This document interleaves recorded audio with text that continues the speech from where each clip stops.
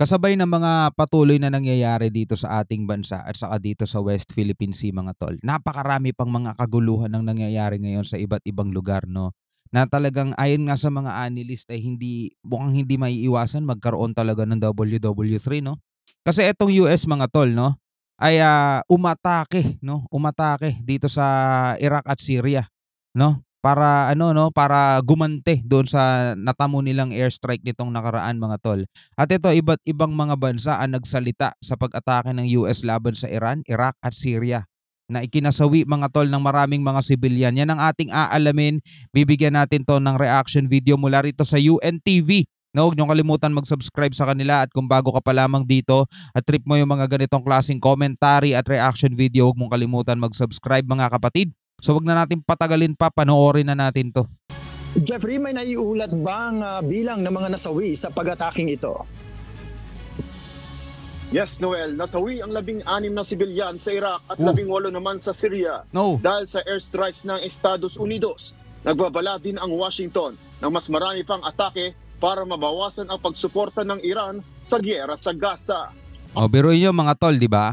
Ngayon, no, akala natin payapa ang mga puro bangayan pa lang dito sa Taiwan, saka China, Pilipinas at saka China mga tol. Pero sa ibang bansa sa Middle East mga tol, nagsasabugan na doon, no? Ito mga tol yung aktual na nangyayari ngayon dito sa lugar na 'to. No, kapag eto sinamahan pa ng North Korea, sinamahan pa ng Taiwan at China, tapos andiyan na naman ng US, 'di ba? Ang dami ng kalaban din ng US mga tol. Talagang masasabi mo pandaigdigan no? Ayon sa Ministry of Foreign Affairs, spokesperson Nasser Kanaani ng Iran, isa itong paglabag sa sovereignty and territorial integrity ng Iraq at ng Syria, ng international law at ng United Nations Charter. Sinabi ng gobyerno ng Iraq na nanganganib ang seguridad ng kanilang bansa. Dininay din ito ang bintang ng Washington na kasama sila sa pagko-coordinate ng air raid sa Baghdad. Sinabi ni Iraqi military spokesperson Yahya Rasool na nalalabag ng mga atake ang sovereignty ng Iraq at maaaring magdulot ng di magandang mga pangyayari. Sinabi ng Minister of Foreign Affairs ng hindi talaga magandang pangyayari mga tol, yung pwedeng maidulot ng mga ganito.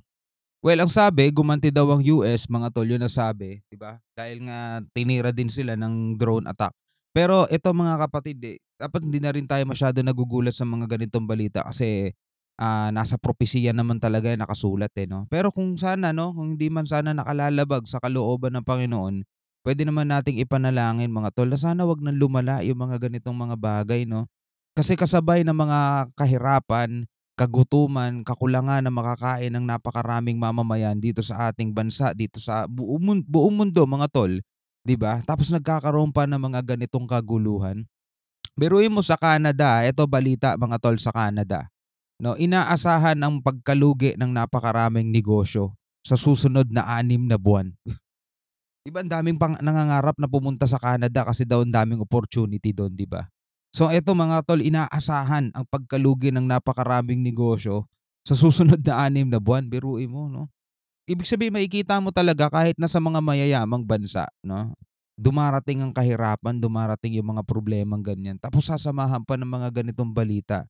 Nagsasabugan, nagkakaroon ng kaguluhan, digmaan, gera, di ba? Makikita mo talaga mga tol yung mga hula, yung mga palatandaan na nakasulat sa Biblia mga tol, no? Ito nangyayari. Ito yung mga palatandaan na hindi ito yung mga panahon na dapat mas lalo kang maghanap na ng tamang landas na dadaanan mo di ba? Syria na maaari lang maging mapanganib para sa rehiyon ang mga airstrikes. Anila, ito din ay karagdagang record ng paglabag ng Washington sa sovereignty, territorial integrity at safety ng bansa. Nag-launch naman ng mga drones sa US base sa Erbil ang ilang grupo sa Iraq na laban sa US at Israel. Ilang missile ang tumarget sa Al-Top military base sa Syria na siyang bahay ng ilang US personnel at gayon din ang Ain el-Assad base sa western Iraq. Gantihan sila. Kinondina din ng Hezbollah at Russia ang airstrikes na maaaring magpataas ng tensyon sa rehiyon. Sinabi ni EU Foreign Policy Chief Joseph Borrell na may iwasan sanang lumala ang tensyon sa lugar, ngunit di naman nagkomento sa US airstrikes. Etong US at saka Iraq mga tol, nangyari na yan before. High school ako noon kung naaalala ko, mga 2003. 2002 mga ganyan, 2003 o 2002. Nangyari yan mga tol, yung giyera sa Iraq at saka sa US, 'di ba? Natalo ng US yung Iraq ng mga panahon na yun mga tol. Tas eto ngayon no, nauulit na naman ngayon.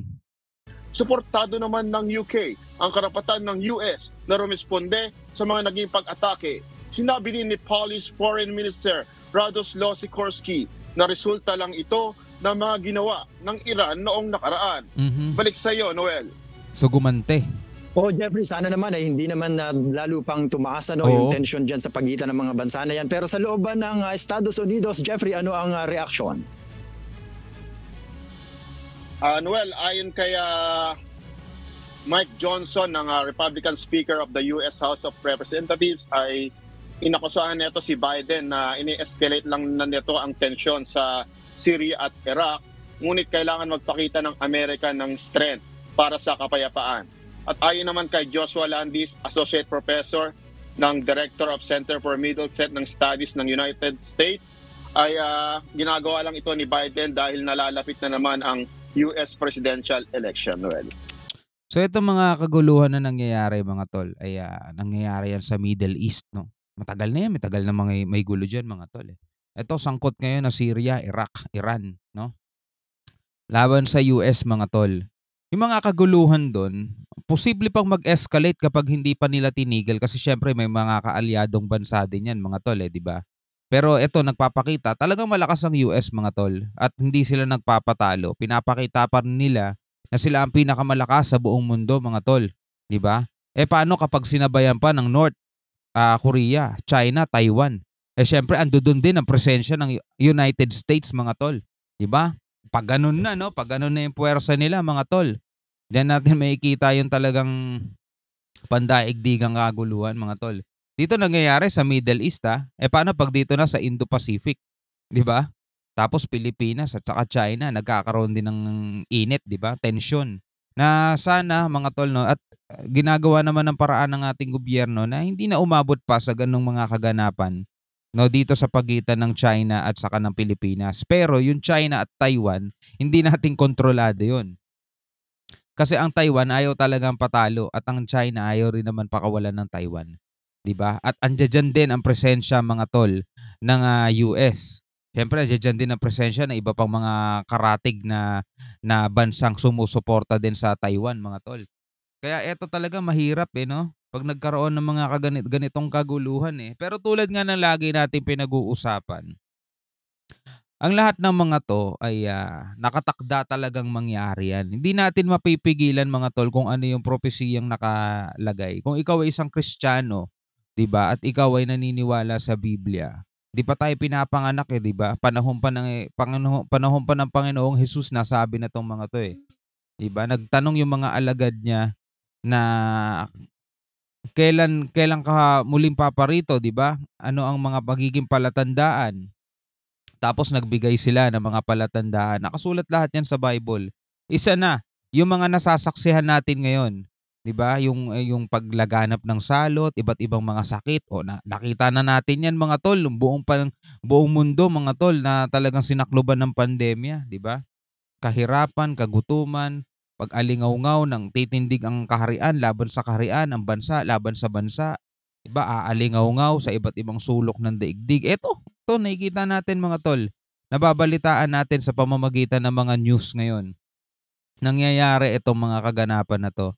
Ito yung palatandaan na nalalapit na yung ikalawang pagparito ng Panginoong Hesus mga tol. Kaya ang dapat natin gawin kaysa matakot, no? Kaysa matakot ka, ito yung pagkakataon para hanapin natin talaga yung tamang daan na ating lalakaran, di ba? Kasi itong mundong to talagang mapapunta siya sa kanyang katapusan Hindi naman ito yung permanenteng tahanan natin Hindi natin alam kung kailan magaganap yung mga araw na huhukuman tong daigdig, pero yung mga palatandaan, eto nagaganap na. At magandang bagay yan para sa ating lahat, para lahat tayo makapaghanda, no? Pero syempre, ipag-pray natin mga tol, na sana ay hindi na lumala itong mga kaguluhan na to at makapamuhay pa tayo kahit papano ng matiwasay sa mundong ito habang hinihintay natin yung pagbabalik ng bugtong na anak ng Diyos mga tol. Alright, bilang isang Pilipino, ano masasabi mo mga kapatid, no? Comment ka na lang sa baba at pag-usapan natin 'yan. Maraming salamat sa panonood. Hanggang sa muli, ako nga pala si Shobal D. Peace out.